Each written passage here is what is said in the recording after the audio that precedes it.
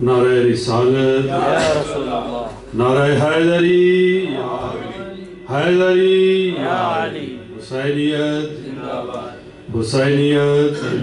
یزیدیت یزیدیت خاندان زہرا پہ بلندتر صلوات اللہم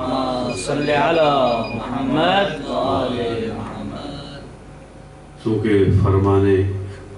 امام جعفر صادق ہے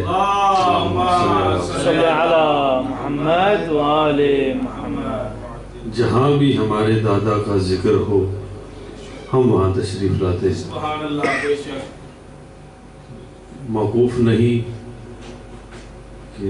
قلیل دیکھ کے آپ سمجھیں، اگر دیکھا جائے تو ملائکہ تشریف فرما بے ہے، شک بے شک اور سب سے بڑی بات تو یہ ہے کہ اس ذکر کے وارث خود موجود ہیں۔ سبحان اللہ، بے شک تو خوشنودی محمد وآل محمد ایک بلندتر صلوات پڑھ دیجئے گا۔ اللہم صلی علی محمد وآل محمد۔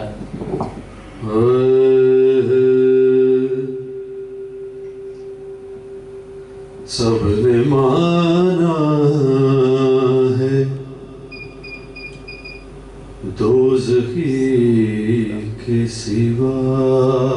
ماشاءاللہ ماشاءاللہ، سب نے مانا ہے دوزخی کے سوا۔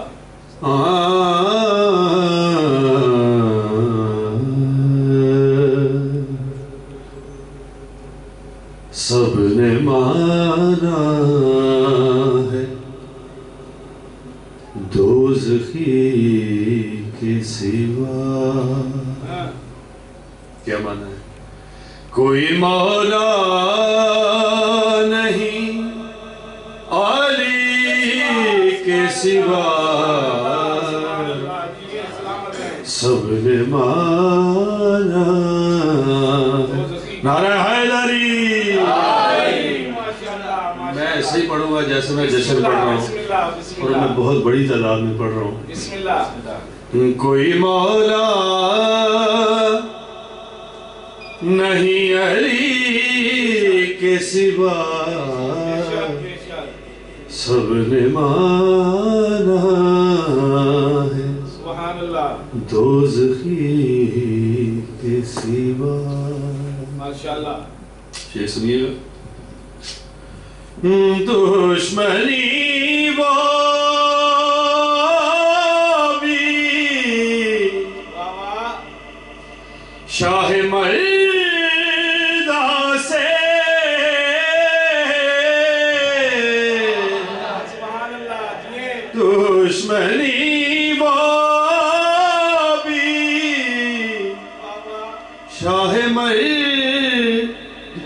سے، دشمنی وہ بھی شاہ مردہ، کیا کہوں اس کو خودکشی کے سوا، ارے کیا کہوں اس کو خودکشی کے سوا، کوئی مولا نہیں علی کے سوا، سب نے مانا نعرہ حیدری۔ ایک درود پڑھیے گا باؤ زبران صلی اللہ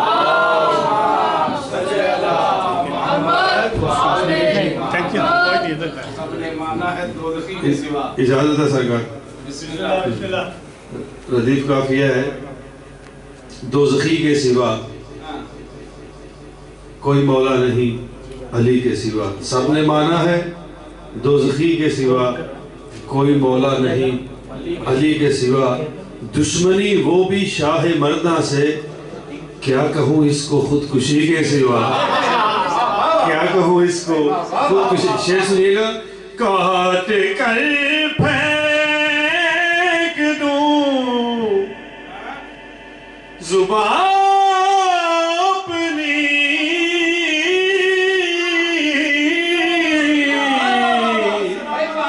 کاٹ کر پھینک دوں زبان اپنی، گر کہے کچھ علی علی کے سوا حیدر حیدر حیدر حیدر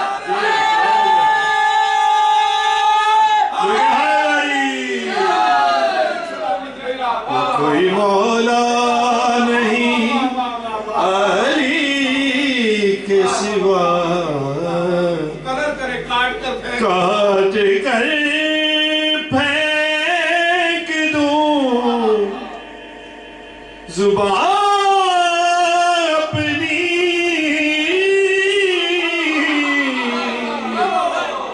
کاٹ کر پھینک دوں زبان اپنی گر کہے کچھ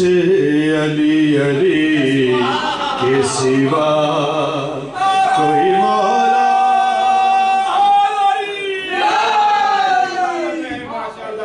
حق ادا کر دیا آپ نے. جیسے میں کہہ رہا تھا کہ میں یہ سوچ رہا ہوں میں تھوڑوں میں نہیں پڑھ رہا, آپ نے ثابت کر دیا کہ میں تھوڑوں میں نہیں پڑھ رہا. کوئی مولا نہیں علی کے سوا سب نے مانا ہے دوزخی. درود پڑھیے بہت بلند سلام.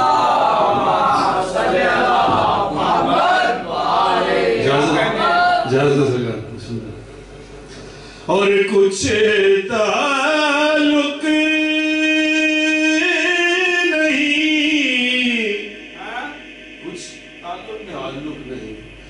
رکھا ہم نے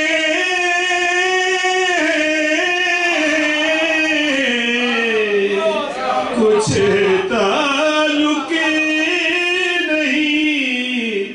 رکھا ہم نے تیرے دشمن سے دشمنی کے سوا کوئی مولا نہیں. مل گیا علی کے سوا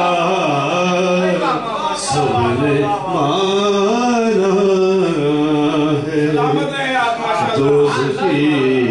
کے سوا. شعر سنیے گا. ہاں کرب مامی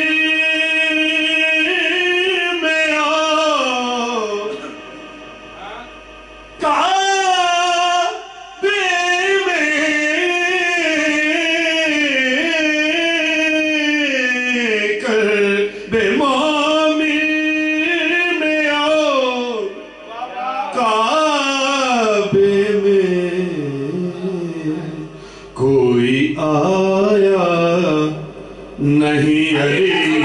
کے سوا مل کے علی کوئی آیا نہیں علی کے سوا کوئی مولا نہیں علی کے سوا سب نے مانا دوزخی کے سوا. ماشاءاللہ سلامت ہے. سماتوں کے نظر کر رہا ہوں. چھوڑ کر دیکھ لو علی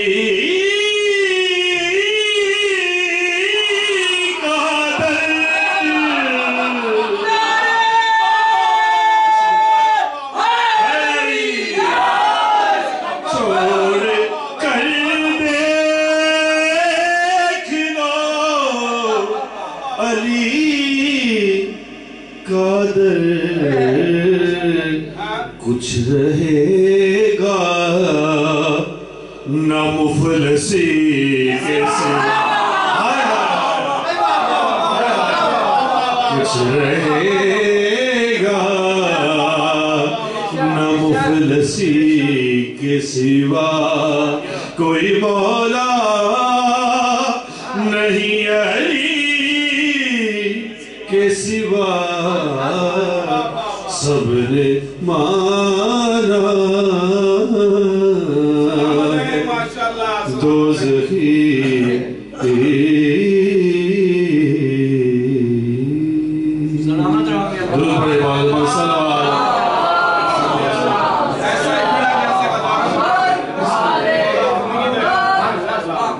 مجھے کوئی سکینہ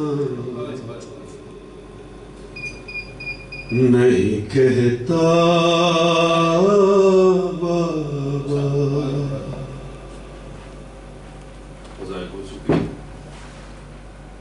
کیونکہ یہ وہ ایام ہے. میں حضور اپنا قبلہ آغا صاحب سے یہ صبح بات کر رہا تھا کہ اگر کربلا تک ہی موقوف ہوتا تو شاید آج ہم گھر گھر جگہ جگہ بیٹھ کے نہ روتے. یہ رونا کربلا کے بعد جو ہوا ہے اس کا رونا ہے. مردوں کے ساتھ تو ہوتا ہے عصمت رسول کو یوں در در پھرانا. اور برادر رضا بھائی سے میں بات کر رہا تھا کہ کبھی ہم سوچے 4 سال کی بچی ہو اور اس کے ہاتھوں میں رسن ہو اور ایک رسی میں پرویا گیا ہو.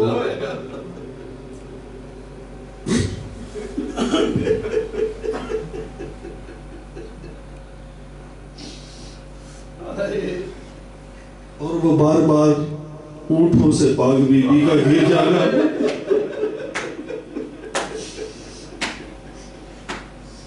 اور اس شمر لائن کا کوڑے مار کے واپس لے کے آنا, دھماچے مارنا. کاش یہ سب کچھ نہ ہوا ہوتا. اب مجھے کوئی سکینہ. جب سر لایا گیا نا ہمارا حسین علیہ السلام کا, اس لائن نے کہا سجاد ایک بچی ہے جو بہت روتی ہے.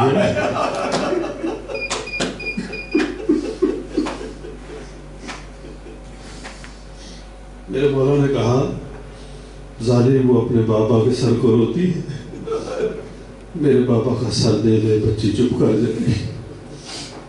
جب سر ملا نا سیدہ سکینہ کو تو لب ہلے. سکینہ کیسی ہو بیٹا؟ تو بی بی فرما رہی ہے اب مجھے کوئی سکینہ نہیں کہتا بابا. کہتی کہتا ہے کوئی یتیم بابا. اب مجھے کوئی سکینہ نہیں کہتا.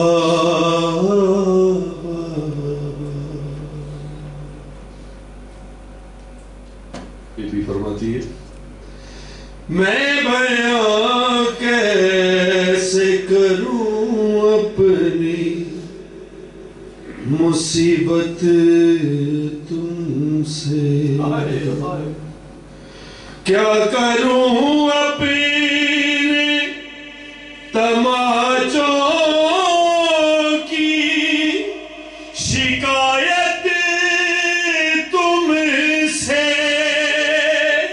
سنتی ہوں دادی نے کھایا تھا تماچا بابا. اب مجھے کوئی سکینہ نہیں کہتا بابا. اور جیسے بیٹیاں باپ کو رو کے دکھ بتاتی ہیں, سیدہ نے دکھ بتایا. نیل رخساروں پہ بینائی بھی جس کی کم ہو، عمر ہو 4 برس کی اور کمر میں ہم ہو، آپ نے دیکھی ہے کیا ایسی ضعیفہ بابا، اب مجھے کوئی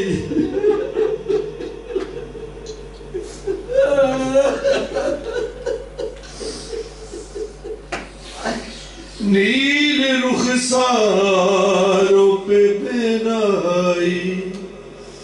بھی جس کی کم ہو، عمر ہو 4 برس اور کمر میں ہم ہو، آپ نے دیکھی ہے کیا ایسی ضعیفہ بابا، اب مجھے کوئی سکینہ نہیں کہتا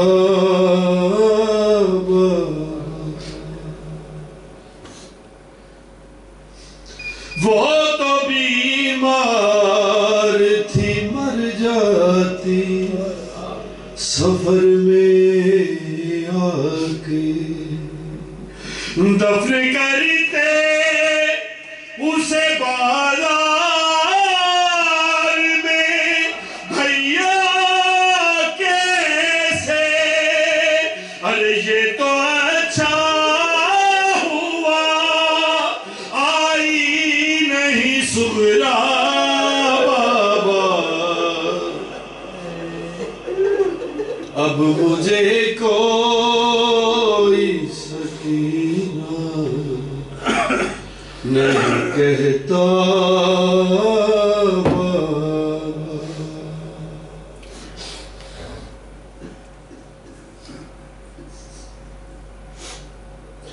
خون بے شیر سے اندازہ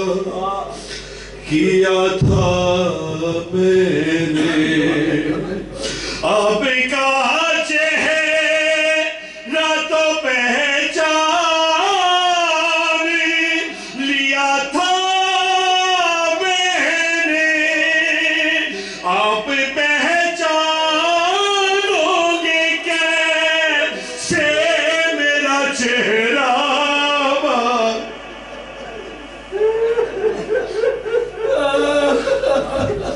اب مجھے کوئی سکینہ نہیں کہتا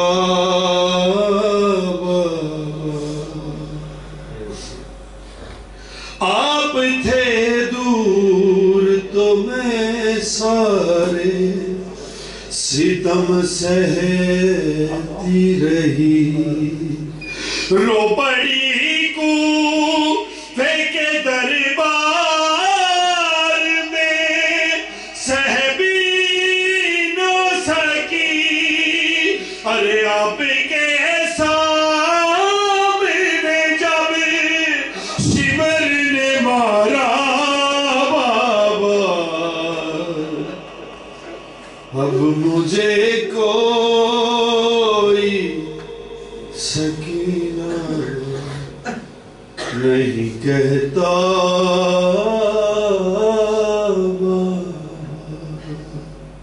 محمد وآل محمد صلوات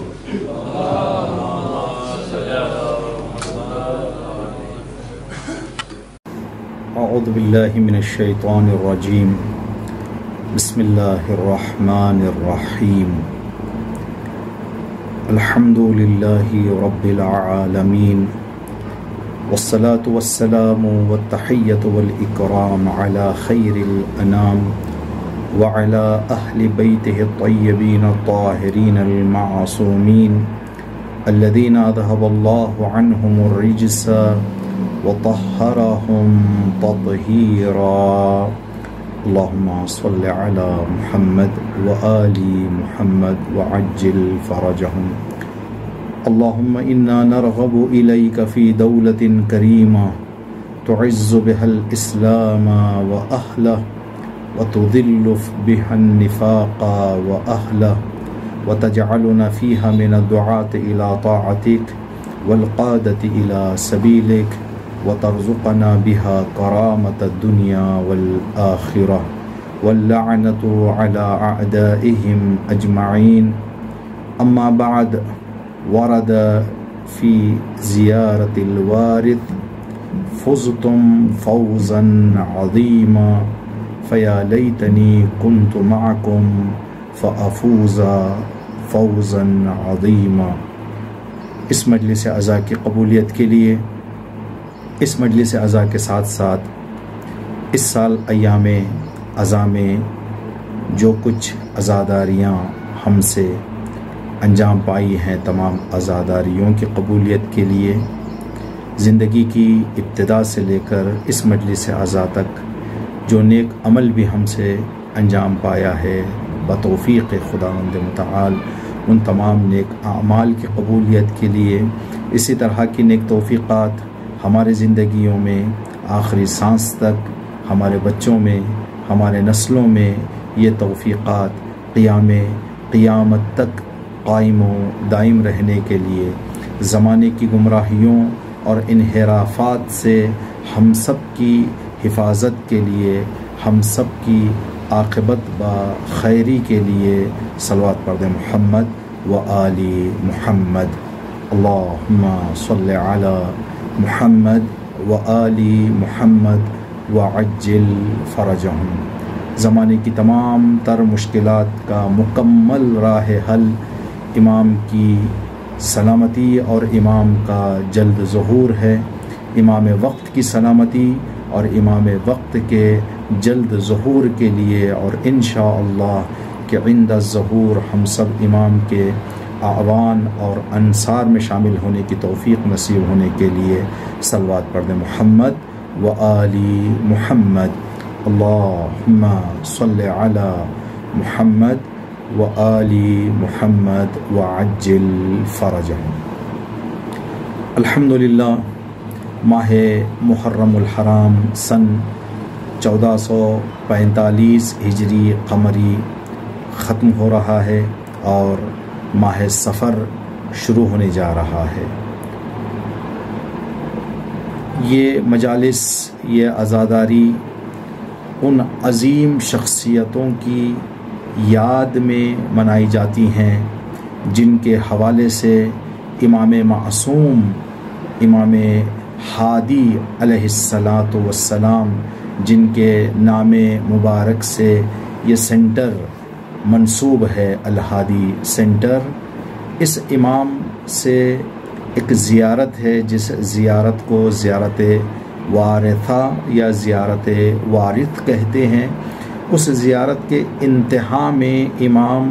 شہدائے کربلا کے حوالے سے ایک عظیم سند دے رہے ہیں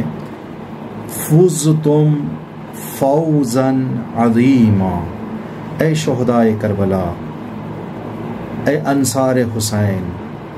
اے اولاد حسین آپ نے بہت ہی بڑی کامیابی حاصل کر لی ہے آپ بہت عظیم کامیابی پر فائز ہو چکے ہیں فزتم فوزا عظیما پھر زیارت پڑھنے والے کے لیے امام یہ ہدایت فرما رہے ہیں کہ آپ بھی آرزو کریں کہ اللہ ہمیں بھی وہ کامیابی عطا کرے یا لیتنی کنت معکم کاش میں بھی آپ کے ساتھ ہوتا فنفوز یا فافوز فوزا عظیما اور میں بھی آپ کی طرح عظیم کامیابی پر فائز ہو جاتا تو ہم ان شہداء کا ان عظیم شخصیتوں کا تذکرہ کرتے ہیں جو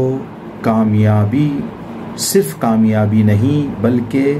عظیم کامیابی، اور وہ عظیم کامیابی جس کی عظمت امام معصوم درک کریں۔ ایک مرتبہ ہم جیسا کوئی ادنا طالب علم کہے کہ آپ نے بہت بڑی کامیابی حاصل کر لی تو الگ مسئلہ ہے۔ امام وقت، امام معصوم، خلیفۃ اللہ، وہ شخصیت جس کی زبان مبارک کے حوالے سے اللہ نے فرمایا کہ یہ کچھ نہیں کہتے جب تک میرا حکم نہیں ہوتا، وما ينطق عن الهوى ان هو الا وحی یوحی، وہ معصوم اور وہ وحی الہی کی سند رکھنے والی زبان کہے کہ فزتم فوزا عظیما، اے شہدائے کربلا آپ نے بہت بڑی کامیابی حاصل کر لی ہے، تو اس کی عظمت سمجھنا عام لوگوں کے لیے، عام انسانوں کے لیے سخت اور دشوار ہے۔ کچھ گوشے ہم درک کر سکتے ہیں۔ تو ان عظیم شخصیتوں کی، کامیاب شخصیتوں کی یاد میں یہ ایام عزا ہیں، اور مقصد ایام عزا یہ ہے کہ ہم بھی ان کی راہ پر چلیں، ان کے طریقے پر چلیں، ان کے کردار کو اپنائیں، اور جو اے کاش ہم نے اس زیارت میں کہا ہے، یا لیتنی، کاش میں بھی وہاں پر ہوتا، تو اس کامیابی تک ہم بھی پہنچ سکیں اور اپنے آپ کو تیار کریں۔ عزیزان محترم، مؤمنین اور مؤمنات،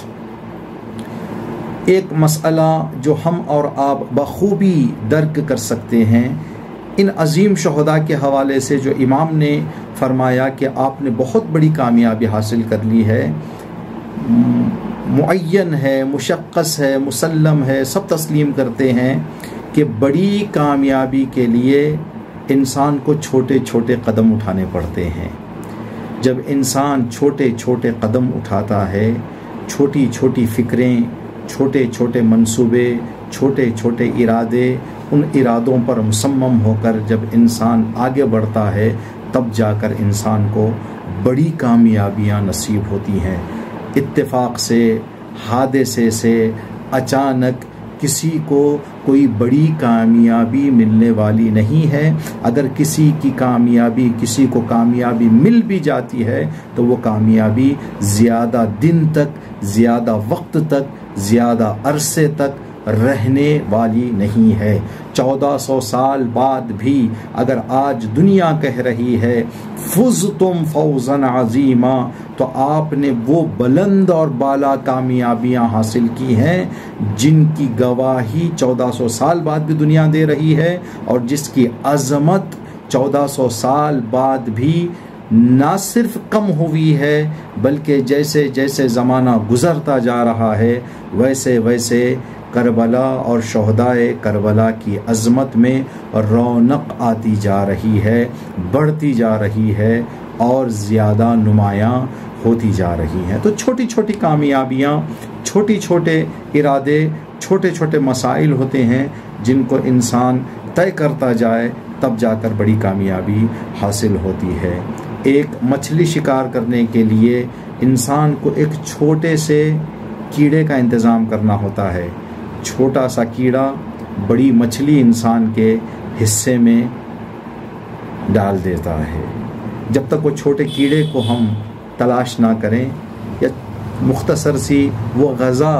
جو مچھلی کو پسند ہے ہم تیار نہ کریں، مچھلی ہمارے ہاتھ میں آنے والی نہیں ہے۔ اسی طرح سے اگر ہم پرندے کا شکار کرنا چاہتے ہیں، پرندہ اپنی زندگی میں لانا چاہتے ہیں، تو چھوٹے چھوٹے دانے ہمیں تلاش کرنے ہوں گے، چھوٹے چھوٹے دانے ہوں گے جو انسان کے زندگی میں پرندے کو داخل کر دیتی ہیں۔ اسی طرح سے بڑے بڑے خطرات، اگر بڑے سانپ سے یا بڑے کسی تکلیف دینے والے جانور سے اپنے آپ کو اور گھر والوں کو بچانا ہے تو گھر کے چھوٹے چھوٹے سوراخ بند کرنے ہوں گے۔ یہ سوراخ کھلے رہیں گے تو تکلیف دینے والے جانور اندر آ جائیں گے۔ تو چھوٹا سوراخ بڑے خطرے سے بچائے گا، چھوٹا دانہ بڑے پرندے کو انسان کے زندگی میں لائے گا، بڑی مچھلی کو لائے گا۔ تو بڑی کامیابیاں چھوٹے چھوٹے کاموں سے انسان کو حاصل ہوتی ہیں۔ ایک مسئلہ ہم نے کچھ دن پہلے غور کیا، جو ہمارے بزرگ گزرے ہیں 50 سال 60 سال 100 سال پہلے، جو انہی مجالس میں انہی عزاداریوں میں اسی فرش پر بیٹھنے والوں کی زندگیوں کے حوالے سے جب ہم ان کے واقعات سنتے ہیں تو تعجب ہوتا ہے کہ اس کم سہولیات کے باوجود انہوں نے جو کام انجام دیے ہیں یہ کیسے ممکن ہے۔ تو ان کی زندگیوں میں اگر ہم غور کرتے ہیں تو کچھ ایسے چھوٹے چھوٹے مسائل تھے جس کے وہ پابند تھے، جن کی وجہ سے اللہ نے ان کو بڑی بڑی کامیابیاں عطا کی۔ افسوس آج وہ چھوٹے چھوٹے مسائل ہماری زندگیوں میں کم رنگ ہوتے جا رہے ہیں، ہم ان چھوٹے چھوٹے باتوں سے دور ہوتے جا رہے ہیں، جس کی وجہ سے ساری سہولیات ہونے کے باوجود بھی ہماری زندگیوں میں سکون، ترقی، کامیابی اور ایسے باتیں ایک خواب کی شکل اختیار کرتے جا رہے ہیں جو ایک ناممکن انسان کو نظر آ رہا ہے۔ عزیزان محترم، عاشقان اہل بیت، عزاداران امام مظلوم کربلا، آئیں شہدائے کربلا کی فزتم فوزاً عظیمہ سے سبق لیتے ہوئے اور اس بات کو جانتے ہوئے کہ بڑی کامیابی چھوٹے چھوٹے راستوں سے انسان کو حاصل ہوتی ہے، چھوٹے چھوٹے کاموں پر پابندی کرنے سے حاصل ہوتی ہے، چند مسائل آپ کی خدمت میں عرض کریں گے۔ سب سے پہلا مسئلہ جو بہت ہی سادہ مسئلہ شاید آپ کو نظر آئے، لیکن جب اس پر ہم غور کرتے ہیں تو کچھ حد تک پابندیاں ہمیں جو ہے نظر نہیں آ رہی ہیں۔ جیسے دین مبین اسلام کا یہ دستور ہے، دین مبین اسلام کی یہ تاکید ہے، بہت ہی تاکید کے ساتھ یہ ہدایت دی گئی ہے کہ ہر کام سے پہلے بسم اللہ کہا جائے، ہر کام کی شروعات بسم اللہ الرحمن الرحیم سے ہو۔ اگر ہم اپنی زندگی پر ایک نگاہ ڈالتے ہیں، سرسری نگاہ اگر ہم دوڑائیں، تو ہم اس مسئلے پر جو ایک چھوٹا سا مسئلہ ہے کس حد تک پابندی کر رہے ہیں، کس حد تک ہم رعایت کر رہے ہیں کہ اپنے ہر کام کی شروعات سے پہلے بسم اللہ کہیں۔ ہمیں تو یہ سکھایا گیا کہ کھانے سے پہلے بسم اللہ کہیں، سونے سے پہلے بسم اللہ کہیں۔ آج کئی مرتبہ ایسا ہو جاتا ہے، ہم یہ اس بات کا احساس کر سکتے ہیں، کبھی ہماری زندگی میں پیش آ جاتا ہے، کبھی شاید آپ کی زندگی میں پیش آیا ہو، کچھ مسائل میں الجھ کر ہم دسترخوان پر بیٹھ گئے، دوستوں کی محفل گرم تھی یا کوئی مسئلہ دوسرا وہاں پر پیش آ گیا تھا جس کی وجہ سے ہم اللہ کی نعمت استفادہ کر کے اٹھ گئے، لیکن بسم اللہ ہمیں یاد نہ رہا۔ تو یہ جو سستیاں ہماری ہو رہی ہیں، ان سستیوں کی وجہ سے وہ جو بڑی بڑی برکتیں، وہ جو بڑی بڑی رحمتیں، وہ جو بڑی بڑی عنایتیں اللہ کی طرف سے ہمیں حاصل ہونی تھیں، وہ ہم سے دور ہوتی جا رہی ہیں۔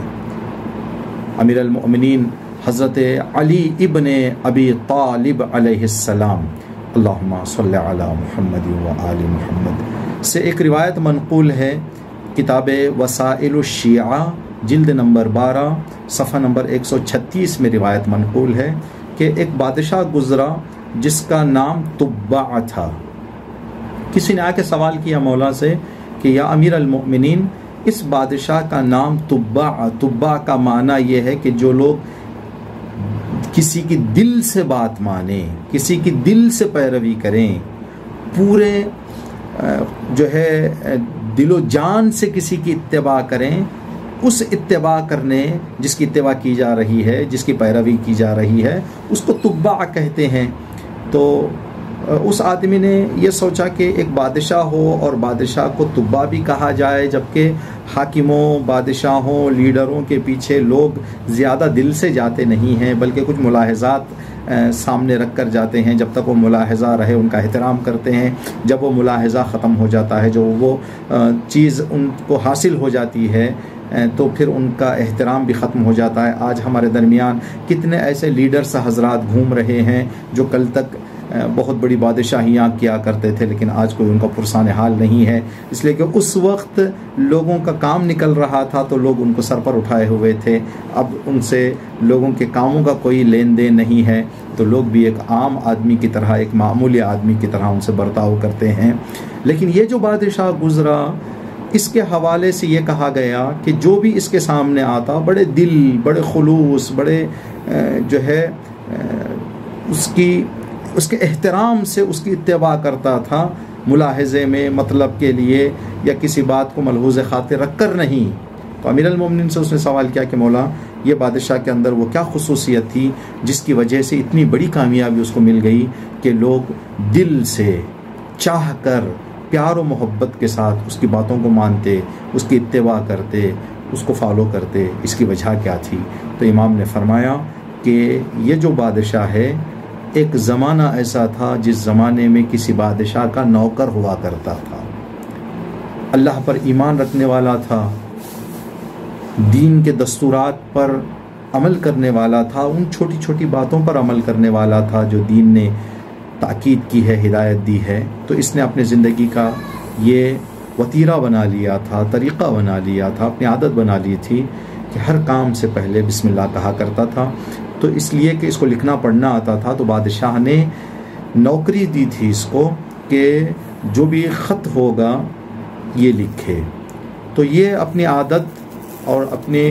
دین کی ہدایت پر عمل کرنے کی جو اس کے اندر وہ خاصیت تھی، اس کے نتیجے میں جو خط بھی بادشاہ کا لکھتا، اس کی شروعات میں بسم اللہ الرحمن الرحیم لکھ دیا کرتا تھا۔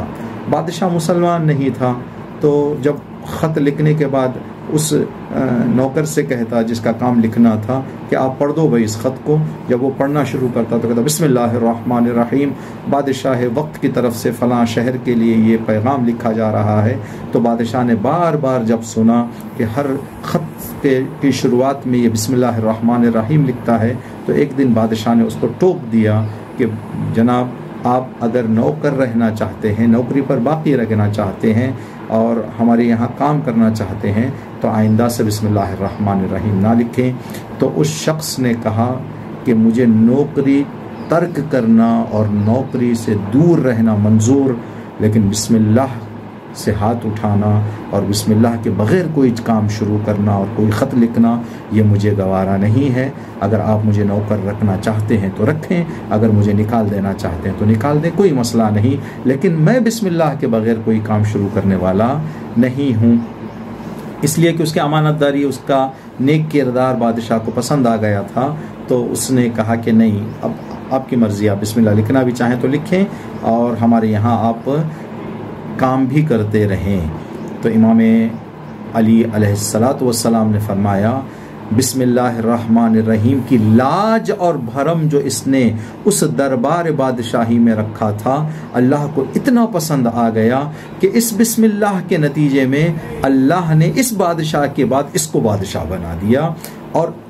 اس لیے کہ اللہ کا بنایا ہوا بادشاہ تھا، تو جو بھی آدمی اس کے پاس آتا بڑے دل کے ساتھ اس کی باتوں کو مانتا، اس کی پیروی کرتا، اس کی اتباع کرتا، جس کے نتیجے میں اس کا نام ہو گیا ہے بادشاہ تبع، وہ بادشاہ جس کی لوگ دل سے پیروی کریں، دل سے اتباع کریں، نہ ملاحظے کے لیے نہ مطلب کے لیے۔ عزیزان محترم، آپ نے سنا اس روایت میں امیر کائنات کی روایت، وہ امام جس نے سر پر ضربت کھا کر یہ اعلان کیا فزت ورب الکعبہ، رب کعبہ کی قسم علی کامیاب ہو گیا۔ علی نے کامیابی کا ایک راز بھی بتا دیا کہ بادشاہی اگر چاہتے ہو تو ان چھوٹے چھوٹے کاموں میں بسم اللہ کہہ لیا کرو ہر کام سے پہلے۔ ہم چند کاموں میں اس کو قید کر کے رکھ دیا ہم نے، کھانے سے پہلے، فلاں کام سے پہلے، کسی نہیں، ہر کام شروع، کبھی کبھی انسان بھول جاتا ہے، الگ مسئلہ ہے، لیکن جہاں تک توجہ رہے، جہاں تک خیال رہے، جہاں تک انسان جو ہے وہ اس بات کو جانتا رہے، تو انشاءاللہ کہ ہم اور آپ یہ کوشش کریں کہ ہر کام سے پہلے بسم اللہ کہہ لیا کریں۔ ایک اور روایت ہے کتاب بہار الانوار جلد نمبر 89 صفحہ نمبر 258 258 میں رسول مکرم اسلام ختم مرتبت حضرت محمد مصطفیٰ صلی اللہ علیہ وآلہ وسلم اللہم صلی علی محمد و آل محمد وعجل فرجہم۔ سے روایت ہے کہ جب بھی کوئی انسان کھانے سے پہلے اپنے غذا کی شروعات بسم اللہ الرحمن الرحیم سے کرتا ہے تو خداوند عالم اس انسان کے لیے 1000 جنت میں بنگلے بنا دیتا ہے، پیلس، چھوٹے مکان نہیں بلکہ پیلس اور بنگلے اللہ 1000 ایک بسم اللہ کہنے کے نتیجے میں اس کو عطا کر دیتا ہے۔ رسول مکرم کی روایت ہے، وہ نبی جو معراج جا کر وہاں کا حال دیکھ کر آئے ہیں وہ بتا رہے ہیں، جس نبی کے حوالے سے اللہ نے فرمایا کہ یہ میرا نبی میرے حکم کے بغیر کچھ نہیں کہتا، جس نبی کی صداقت دور جاہلیت میں جاہلوں نے دے دی ہے، وہ سچا نبی، وہ صادق نبی کہہ رہے ہیں کہ 1000 بنگلے اللہ اس کو عطا کرتا ہے۔ اب سوال جب ہم نے یہ روایت پڑھی تو فوراً ذہن میں خیال آیا کہ آج کل بندہ مومن کا کسی بھی انسان کے پاس 3-4 کمرے کا ایک گھر ہوتا ہے تو گھر والے اس کے صاف صفائی کا خیال رکھنے کے لیے بے بس نظر آتے ہیں، اور کبھی کبھی کام والوں کو بلا لیتے ہیں کہ آئیں بھائی ہمارے گھر میں آپ ہاتھ بٹا دیں گھر کا دیکھ بھال کرنے کے لیے۔ جب 1-2-3 کمرے کا گھر دیکھا نہیں جاتا تو 1000 بنگلے، 1,00,000 بنگلے جو روایتوں میں بعض کاموں کے ثواب کے حوالے سے بتائے گئے ہیں،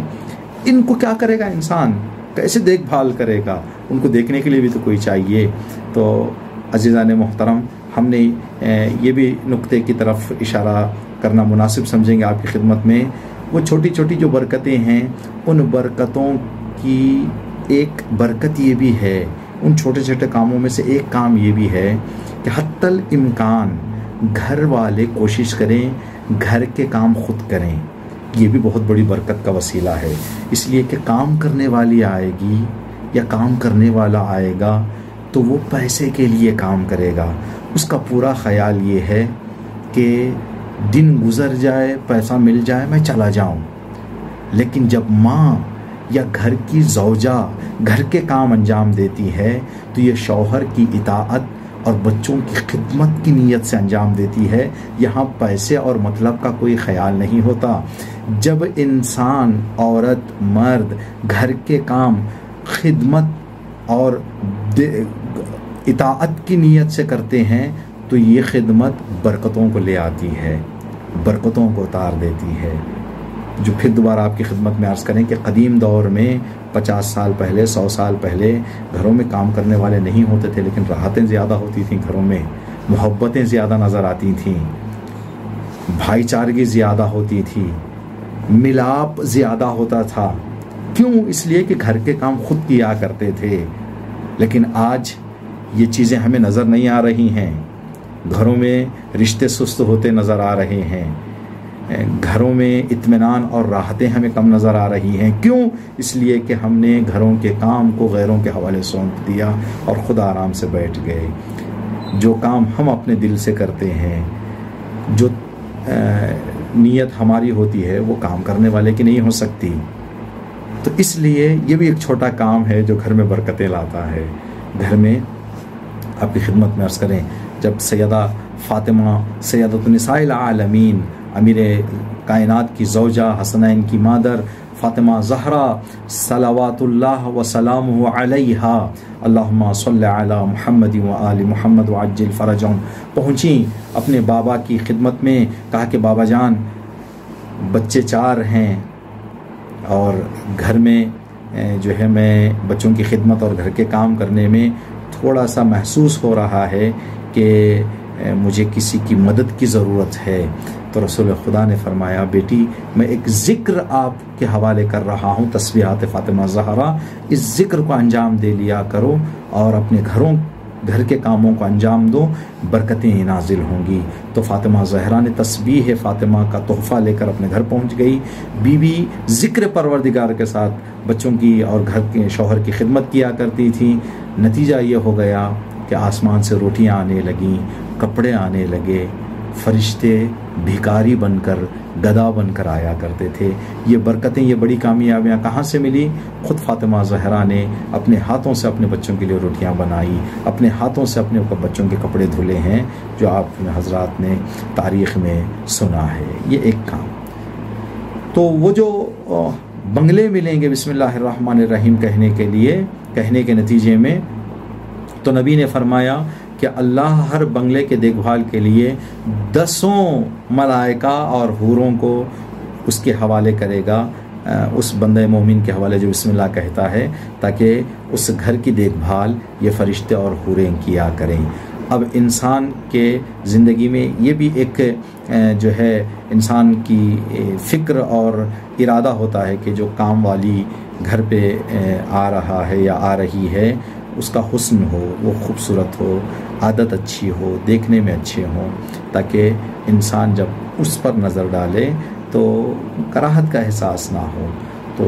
جو انسان کو بنگلے ملیں گے، وہاں پر جو فرشتے آئیں گے، ان میں بھی حسن چاہیے۔ فرشتے تو پہلے سے ہی حسین ہوتے ہیں، اللہ کی مخلوق ہیں، معصوم ہوتے ہیں ملائکہ اور حوریں، لیکن اور زیادہ ان کو حسین کرنے کے لیے روایت میں رسول مکرم اسلام نے فرمایا کہ ان کے داہنے گال پر لکھا ہوگا محمد الرسول اللہ، بائیں رخسار پر لکھا ہوگا علی ولی اللہ، ان کی پیشانی پر لکھا ہوگا حسن، ان کی ٹھوڈی پر لکھا ہوگا حسین، ان کے لبوں پر لکھا ہوگا بسم اللہ الرحمن الرحیم، اس لیے کہ بسم اللہ الرحمن الرحیم کے برکت سے یہ گھر اور یہ بنگلے ان کو عطا کیے جا رہے ہیں۔ عزیزان محترم، بسم اللہ الرحمن الرحیم ایک چھوٹا سا جملہ ہے، لیکن کتنا بڑا عظیم ثواب، اجر اور کامیابی انسان کے لیے وجود میں لاتا ہے۔ تو یہ چھوٹے کام ہم انجام دیں انشاءاللہ۔ ایک اور عمل، جس عمل کو انشاءاللہ عمل چھوٹا ہے لیکن برکتیں بہت زیادہ، ثواب بہت زیادہ، بڑی کامیابی کے لیے یہ چھوٹا کام ہمیں انجام دینا ہے۔ انشاءاللہ آپ حضرات انجام دے رہے ہیں۔ اگر یہ کام انجام دے رہے ہیں تو یاد دہانی کے لیے تکرار ہو جائے۔ اگر کوئی ہے جو ان باتوں سے دور ہے تو انشاءاللہ کہ اس مجلس اعزا کی برکت سے یہ چھوٹے چھوٹے کام ہماری زندگیوں میں ہم اپنانے لگیں۔ ایک اور عمل جو ہم نے بزرگوں سے سنا، اپنے بڑوں سے ہم نے بڑے رعایت کے ساتھ ہم نے سنا کہ جب بھی ہم کسی ضعیف کے سامنے کھڑے رہیں اور وہ پانی پیتے تھے تو پانی پینے کے فوراً بعد ان کے زبان سے ایک جملہ ہم نے اپنے کانوں سے سنا، صلوات بر حسین لعنت بر یزید، درود و سلام ہو حسین مظلوم پر جسے پیاسا شہید کیا گیا، اور لعنت ہو یزید پلید پر جس نے پیاسا شہید کیا۔ پانی پینے کے فوراً بعد ہمارے بزرگ یہ جملہ کہا کرتے تھے۔ تو یہ بھی بہت بڑی برکت کا ایک ذریعہ اور وسیلہ ہے۔ گزشتہ ماہ مبارک رمضان میں جو ہمیں توفیق حاصل ہوئی الہادی سینٹر کے مقدس فرش پر قدم رکھنے کی اور وہاں پر آپ حضرات کی خدمت انجام دینے کی، تو اس سفر میں ہم نے وہاں انتظامیہ سے گفتگو کرنے کے بعد ایک گزارش کی کہ ہم وہاں پر تھوڑا ٹہلنا چاہتے ہیں، گھومنا چاہتے ہیں۔ تو وہاں اسلامک آرٹ میوزیم جانے کا موقع ملا جناب راحت بھائی کے ساتھ۔ تو وہاں پر پہنچے تو ہم اور آپ نے ایک منظر دیکھا وہاں پر، یہ جو پانی پینے کے حوالے سے ہم عرض کر رہے ہیں، پانی پینے کے بعد یا حسین صلی اللہ علیہ یا حسین صلوات بر حسین، یہ جملہ کہنا چھوٹا جملہ ہے لیکن کیا برکتیں اس کے پیچھے ہیں، ابھی روایت آپ کی خدمت میں عرض کریں گے۔ ہم نے وہاں پر میوزیم میں دیکھا تقریباً 1905 یا 1900 اسی 19th سنچری کے حوالے سے ہے کہ کسی نے بادشاہ وقت کو ایک ظرف ہدیہ دیا ہے، اس ظرف کے چاروں طرف ایک شعر لکھا ہوا تھا جو ہم نے وہاں پر پڑھا اور حفظ بھی کیا، اس لیے کہ بہت ہی آسان شعر تھا فارسی میں اور دل پر وہ شعر بیٹھ گیا، تو ہم نے حفظ بھی کر لیا کہ اسلامک آرٹ میوزیم کوالالمپور میں آپ جا کر دیکھ سکتے ہیں، جو وہاں پر تشریف رکھتے ہیں۔ ایک پلیٹ کچھ ظروف ہیں، ان ظروف پر درمیان میں لکھا ہوا ہے ہدیہ خامس آل ابا یا ہدیہ خامس آل کسا۔ آل کسا اور حدیث کسا، واقع کسا کی 5ویں کڑی کو ہم یہ تحفہ دے رہے ہیں، یہ ظرف جس کے چاروں طرف لکھا ہوا ہے کہ جان را فدائے مرقد شاہ شہید کن، اپنی جان کو مرقد شاہ شہیداں پر قربان کر دو۔ جان را فدائے مرقد شاہ شہید کن، آبی بنوش لعنت حق بر یزید کن۔ پانی پیو اور اللہ کی لعنت یزید پر کیا کرو۔ آبی بنوش لعنت حق بر یزید کن۔ 110 سال سے زیادہ عرصہ پہلے ایک ظرف ہے جو بادشاہ وقت کو تحفے میں دیا گیا ہے، اس ظرف کے اطراف یہ اشعار لکھے ہوئے ہیں، جن را فدائے مرقد شاہ شہید کن، آبی بنوش لعنت حق بر یزید کن، ابن زیاد و شمر لعین و ولید کن۔ لعنت حق اور لعنت خدا صرف یزید پر نہیں، ابن زیاد، شمر اور ولید پر بھی کیا کرو۔ اشکی بریز رحمت حق را خرید کن،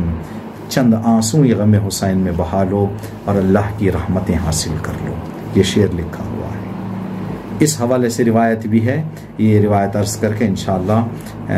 ربط مصائب اور اپنی تقریر کو ختم کریں۔ کتاب امالی شیخ صدوق رحمۃ اللہ علیہ صفحہ نمبر 142 میں یہ روایت لکھی ہوئی ہے۔ چھٹے امام کے ایک صحابی ہیں جن کا نام داؤد رقی۔ داؤد رقی کہتے ہیں کہ میں چھٹے امام کی خدمت میں پہنچا کسی کام سے، امام گفتگو فرما رہے تھے، دوران گفتگو امام نے تشنگی کا احساس کیا، داؤد سے کہا کہ اے داؤد کیا پانی موجود ہے؟ تو میں نے کہا کہ مولا ابھی پانی موجود نہیں ہے لیکن میں آپ کے لیے فراہم کر دیتا ہوں۔ میں گیا، ایک پیالہ لے آ کر امام کی خدمت میں پیش کر دیا۔ جیسے ہی امام نے اپنے ہاتھوں میں پیالہ اٹھایا، پیالہ لیا، اپنے لبان مبارک سے قریب لے کر گئے، داؤد رقی کہتے ہیں کہ میں دیکھ رہا تھا امام کے چہرے مبارک کی طرف، امام کی دونوں آنکھیں آنسوؤں سے بھر گئی تھیں پانی دیکھ کر، اور پانی کو لبوں سے لگا کر میرے مولا کی آنکھیں نم ہو گئی تھی، پانی بھر گیا تھا، اشک بھر گئے تھے میرے مولا کی آنکھوں میں لیکن گر نہیں رہے تھے۔ جیسے ہی امام فارغ ہو چکے پانی سے، پانی پی کر، تو میں نے دیکھا کہ جیسے ہی میرے چھٹے آغا کی آنکھیں بند ہوئیں، دونوں آنکھوں سے آنسو آپ کے رخسار مبارک پر ٹپک پڑے، اور امام نے یہ جملہ فرمایا، صلی اللہ علیہ یا ابا عبداللہ، لعن اللہ قاتلک یا ابا عبداللہ، اے میرے جد حسین، آپ پر اللہ کے درود و سلام ہو اور آپ کے قاتل پر اللہ کی لعنتیں ہوں۔ میں اس منظر کو دیکھ رہا تھا، امام نے میری طرف رخ کیا، فرمایا اے داؤد، میں بتاؤں کہ جو بھی پانی پینے کے بعد میرے جد حسین کو یاد کرتا ہے اور حسین کے قاتلوں پر لعنت کرتا ہے، اللہ اس کو کیا دے گا میں بتاؤں؟ کچھ حصہ، پورا تو میں نہیں بتاؤں گا، کچھ بتاؤں، کچھ حصہ بتاؤں۔ داؤد رقی کہتے ہیں مولا میری جان آپ پر قربان، بتائیں کہ اگر کوئی انسان پانی پینے کے بعد حسین مظلوم کو یاد کرتا ہے تو اس کو کیا ملے گا؟ تو میرے چھٹے آقا نے فرمایا کہ اے داؤد، جو بھی پانی پینے کے بعد یہ کہے صلی اللہ علیہ یا ابا عبداللہ، اے مولا حسین آپ پر درود و سلام ہو، تو اللہ اس کو 1,00,000 ثواب عطا کرے گا، 1,00,000 اس کی خطائیں معاف کرے گا، 1,00,000 غلاموں کو آزاد کرنے کا اجر اس کو اللہ عطا کرے گا۔ اے داؤد، جب روز قیامت حساب کے لیے آئے گا تو اس کا چہرہ یا حسین پانی پینے کے بعد کہنے کی برکت سے 14ویں کی چاند کی طرح چمکتا رہے گا۔ اے داؤد پانی پیو تو میرے جد حسین کو یاد کیا کرو۔ عزیزان محترم، اے عاشقان حسین، میرے مولا نے بھی تو کہا تھا جب آخری رخصت کے لیے اپنی خواہر ام کلثوم کے قریب آئے تو مولا نے کہا بہن ام کلثوم جب واپس گھر جانا تو میرے شیعوں کو میرا سلام سنانا اور کہنا شیعتی مہمم شربتم ماء عذب فاذکرونی، اے میرے شیعوں جب بھی پانی پینا تو مجھ حسین کو یاد کر لیا کرنا۔ ہاں کہ سفر کا مہینہ شروع ہونے جا رہا ہے، اہل بیت کی مظلومی بہت زیادہ جو ہے وہ مظلومیت کا دور اہل بیت کا آ رہا ہے۔ سرزمین شام وہ سرزمین ہے جس سرزمین کی مظلومیت اور مصائب کو یاد کر کے سید سجاد 35 سال روتے رہے۔ جب مولا سے پوچھا جاتا مولا آپ کو کہاں بہت زیادہ درد کا احساس ہوا تو امام فرماتے الشام الشام الشام۔ جب کسی نے پوچھا مولا شہادتیں تو کربلا میں تھی، تشنگی کربلا میں تھی، خیموں کا جلانا کربلا میں تھا، بیویوں کی رداؤں کا لٹنا کربلا میں تھا، مولا آپ کیوں شام کو یاد کیا کرتے ہیں؟ تو امام نے فرمایا کہ شام میں کچھ ایسے مصائب ہم پر ہوئے جو کربلا میں بھی ہم پر نہیں ہوئے اور ہمیں کربلا سے زیادہ انہوں نے درد دیا ہے۔ کہا مولا کیا بتا سکتے ہیں کہ وہ کون سے مصائب تھے؟ تو امام سید سجاد نے فرمایا سب سے پہلا مصائب شام میں یہ تھا کہ ہم جب شام کے دروازے پر پہنچے تو 3 دن تک دروازہ شام پر ہمیں یہ کہہ کر رکایا گیا کہ دربار سج رہا ہے، دربار کو سجایا جا رہا ہے، ابھی مہمانان خصوصی دربار میں پہنچ رہے ہیں۔ 3 دن تک دربار شام کے دروازے پر ہمیں رکایا گیا۔ اب ظلم بالائے ظلم یہ تھا، ایک تو ہم تھکے ہوئے تھے، نہ ہمیں بیٹھنے کی اجازت تھی، نہ آرام کرنے کی فرصت دی جا رہی تھی۔ شہداء کے سروں کو درد زیادہ دینے کے لیے، ہمیں اور زیادہ مصیبت میں ڈالنے کے لیے ہر بیوی کے سامنے ایک سر کو لے جا کر ظالم کھڑے ہو جاتے تھے۔ سکینہ کے سامنے حسین کا سر، لیلا کے سامنے اکبر کا سر، رباب کے سامنے علی اصغر کا سر، ام فروا کے سامنے حسن مجتبیٰ کے یتیم قاسم کا سر۔ جب یہ سروں کو بیویاں دیکھتی مظلومیت سے تو ظالم شام پہنچنے کی خوشیوں میں نیزوں کو اچھالا کرتے، بیویوں کی نگاہوں کے سامنے سر زمین پر گرتے اور ظالم زمین سے اٹھاتے۔ ہم نے اپنی آنکھوں سے دیکھا شہداء کے سروں سے تازہ خون جاری ہو رہا تھا۔ پھر امام نے فرمایا اس سے بڑی مظلومی یہ تھی اور مصیبت یہ تھی کہ ہمیں اس جگہ لے جا کر کھڑا کیا گیا جہاں غلاموں کو خریدا اور بیچا جاتا ہے۔ آل محمد جن کی برکت سے کئی قیدی آزاد ہوتے ہیں، ہمیں بازار غلامان میں داخل کیا گیا اور ہمیں وہاں رکایا گیا۔ ایک شخص نے سکینہ کو وہاں خریدنے کے ارادے سے قریب آ کر کہا کیا اس بچی کو بیچتے ہو؟ تو میری بہن اتنا ڈر گئی تھی کہ پھوپھی اماں سے لپٹ کر کہنے لگی پھوپھی اماں ہم سادات پر کیا وقت آ گیا ہے کہ ہمیں غلامی میں طلب کیا جا رہا ہے۔ بس آخری فقرات اور زحمت تمام۔ امام سجاد فرماتے ہیں جب دربار شام میں ہم داخل ہوئے تو ہم نے دیکھا کہ ایک مجمع کثیر بیٹھا ہوا ہے کرسیوں پر۔ زینب پھوپھی بہت شرم گئی، میرے پیچھے چھپ گئی کہ سجاد میں کس طرح اس دربار کے اندر جاؤں۔ بیویوں کے احاطے میں میری پھوپھی اماں داخل ہوئیں۔ یزید نے کہا کہ علی کی بیٹی کہاں ہے؟ زینب نے جواب نہ دیا، پھوپھی اماں نے جواب نہ دیا تو تازیانے لے کر پھوپھی اماں کے قریب آ گئے۔ ظالم تازیانے برسانا چاہ رہا تھا، فضا قریب آ کر کھڑی ہو گئیں اور کہنے لگی ظالم میرے ہوتے ہوئے زینب پر ایک تازیانہ بھی لگنے نہیں دوں گی، ایک زخم بھی زینب پر آنے نہیں دوں گی۔ کہا کہ اب تم بھی ایک کنیز ہو کر زینب کا دفاع کرتے ہو، میں تمہارا پہلے قصہ تمام کرتا ہوں پھر زینب کی طرف جاؤں گا۔ جیسے ہی ظالم نے جناب فضا پر حملہ کرنے کا ارادہ کیا تو فضا نے دربار میں بیٹھے ہوئے لوگوں پر ایک نگاہ دوڑائی، دیکھا کہ افریقہ سے تشریف لائے کچھ لوگ بیٹھے ہوئے ہیں۔ فضا نے ایک جملہ کہا، اے افریقہ کے باشندوں، کیا تمہیں شرم نہیں آتی کہ تمہارے ملک کی ایک خاتون پر یہاں حملہ ہو رہا ہے، تم بیٹھے دیکھ رہے ہو؟ جیسے ہی جناب فضا نے یہ جملہ کہا، افریقہ کے سوئے ہوئے لوگ جاگ گئے، سب نے تلواریں نکالی۔ کا یزید اگر ایک زخم یا ایک وار بھی فضا پر ہو جائے، دربار کو خون سے ہم بہا پر کر دیں گے۔ جیسے ہی یہ جملہ جناب فضا کے حوالے سے ان افریقہ کے لوگوں سے سنا، زینب نے نجف کا رخ کیا، ایک جملہ کہا، بابا زینب کی بے کسی دیکھو بابا، بابا فضا پر رحم کرنے والے مل گئے، لیکن فاطمہ و علی کی بیٹی پر کوئی رحم کرنے والا نہیں۔ الا لعنت اللہ علی القوم الظالمین سیعلم الذین ظلموا ای منقلب ینقلبون ربنا تقبل منا انک انت السمیع العلیم۔ ماتم حسین۔